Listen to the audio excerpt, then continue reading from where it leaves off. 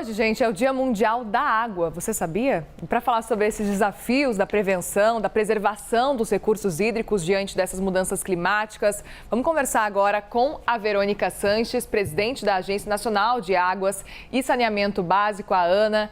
Muito bem-vinda, viu? Obrigada por conversar com a gente. Um bom dia para você. Oi, Muriel, bom dia. Muito obrigada pela oportunidade de falar com você hoje no Dia Mundial da Água. Imagina, a gente que agradece pela presença. Eu gostaria muito de te ouvir, porque a gente sabe que existe uma conscientização cada vez maior. Mas ainda assim, a gente pode falar que ela é suficiente para o momento que a gente vive globalmente falando? Então, Muriel, naturalmente, a gente está acompanhando um crescimento da demanda por água no planeta todo, né? À medida que a sociedade se desenvolve e que a gente vai evoluindo nas cadeias produtivas e na urbanização das cidades, as pessoas naturalmente consomem mais água.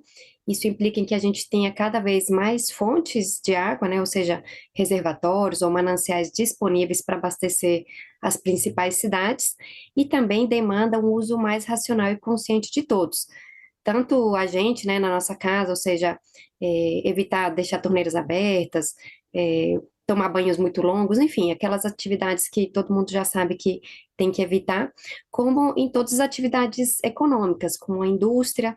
Hoje a gente vem cada vez vendo indústrias cada vez mais responsáveis, fazendo o que a gente chama de ciclos fechados da água, ou seja, toda a água que entra na indústria é consumida dentro da indústria e aproveitada várias vezes, evitando desperdício. E na agricultura, o Brasil, né, está na vanguarda das tecnologias agrícolas, sempre avançando em técnicas agrícolas mais racionais no uso da água. Existe uma Mas a preocupação. gente ainda tem um desafio grande, Muriel. Pois é, eu queria ouvir um pouco mais sobre esses desafios mesmo, olhando. A gente está falando sobre esses avanços e você traz para a gente esses pontos que são importantes, mas a gente sabe que existem desafios ainda muito concretos quando a gente fala na preservação da água.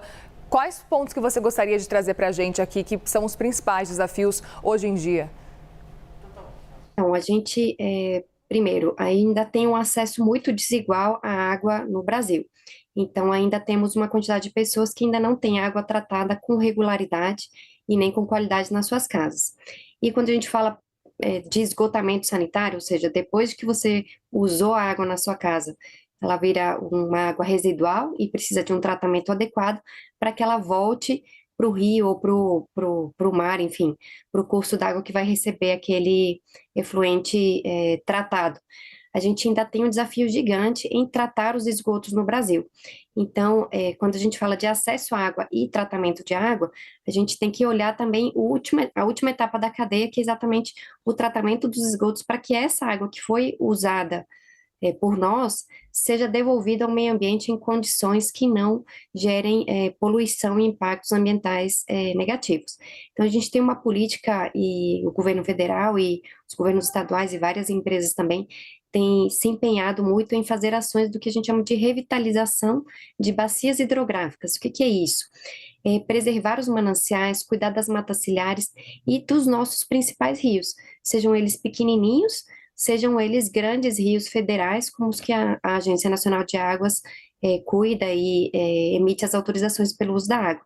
Então, a gente tem um desafio grande de preservar esses mananciais, preservar esses corpos hídricos e, ao mesmo tempo, garantir um acesso à nossa população à água tratada e aos serviços de esgotamento sanitário também. Verônica, o Pedro Dura quer fazer uma pergunta. Obrigado, Muriel. Verônica, bom dia, bem-vinda à CNN. A minha dúvida é sobre o levantamento divulgado agora pela MAP Biomas, que mostra que o Brasil perdeu 400 mil hectares de superfície alagada de 2023 para 2024. É claro que tem aí eventos climáticos extremos, mudanças climáticas, mas tem também um outro lado, que é da ocupação do solo, o deslocamento de cursos de água para açudes, por exemplo, e algumas atividades que são ilegais, de pessoas que fazem desvio e mudança do rumo da água de forma ilegal. Como é que a ANA está agindo para poder combater esse tipo de crime e melhorar a nossa condição de distribuição de água no solo? Bom, o mapeamento do MAP Biomas é preocupante exatamente porque quando a gente olha o que eles levantam, né, de superfícies alagadas ou superfícies com maior disponibilidade hídrica, e essa redução implica necessariamente em que os rios vão ter menos disponibilidade hídrica, ou seja, menos água disponível os diversos usos, para navegação, para geração de energia, para abastecimento humano, indústria, enfim, para todos os usos que a gente tem da água. Então, a nossa principal preocupação é preservar as nascentes, as matas ciliares, ou seja, a floresta que protege aqueles rios, aqueles mananciais, para que eles continuem existindo. Uma coisa muito importante é a recarga de água subterrânea, ou seja, quando você tem a floresta em pé e permite que aquela água infiltre no solo, a gente cria o que são chamados os aquíferos. O Brasil é dotado de grandes aquíferos como o Guarani, que todo mundo conhece. Nós temos o aquífero do Urucuia, ali na região entre Minas Gerais, Bahia, Piauí. Temos o aquífero de Alter do Chão, no Amazonas. Então, são vários aquíferos que dependem exatamente da cobertura florestal, ou seja, da floresta em pé, para que essa água infiltre no solo e tenhamos esses reservatórios subterrâneos. Então, o uso irresponsável, tanto de águas subterrâneas como de águas superficiais, em muitos casos por atividades ilegais, como você mencionou, compromete tanto a qualidade dos rios a nível de água superficial, como os aquíferos.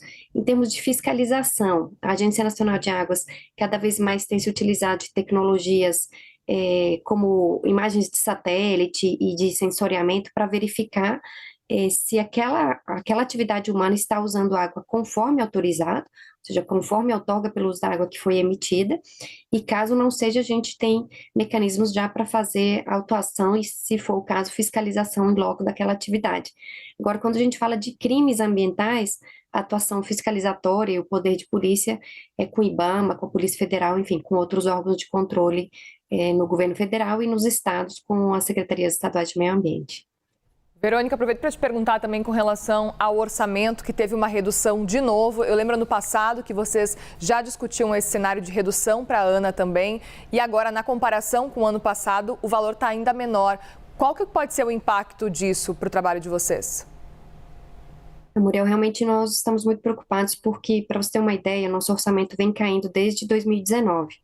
Então, já caiu da ordem de 39% de 2019 para cá, quando a gente olha a disponibilidade de recursos real, ou seja, sem o impacto inflacionário, e do ano passado para cá, com a lei orçamentária aprovada agora nessa semana no Congresso, nosso orçamento caiu 20% de 2024 para 2025. O que isso implica?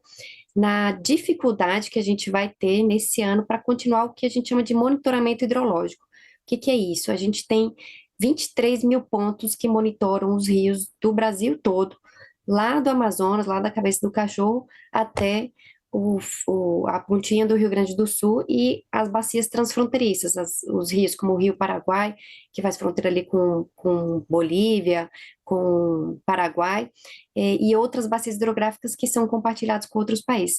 Quando a gente perde a capacidade de manter esses equipamentos, as nossas equipes em campo, verificando se os equipamentos estão funcionando, se o dado hidrológico, ou seja, o nível do rio, a quantidade de água que está passando naquele rio, naquele momento, se perde, a gente perde a capacidade não só de tomar decisão agora, como a capacidade de prever e, vamos dizer assim, projetar fenômenos como os que aconteceram, por exemplo, no ano passado no Rio Grande do Sul e a seca na região norte também que acometeu o Rio Grande do Sul.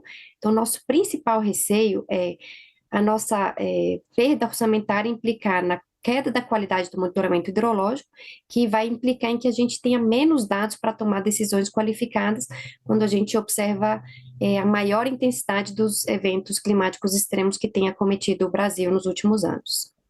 Cada vez mais tem acontecido muito mais. Obrigada, viu, mais uma vez, Verônica, presidente da Agência Nacional de Águas e Saneamento Básico, Verônica Sanches.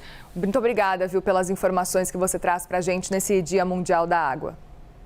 Obrigada a vocês, fico à disposição e bom dia. Obrigada, boa sorte aí no trabalho de vocês e obrigada, Pedro Duran. Eu até sede, vou tomar uma água agora. Até já. Obrigada.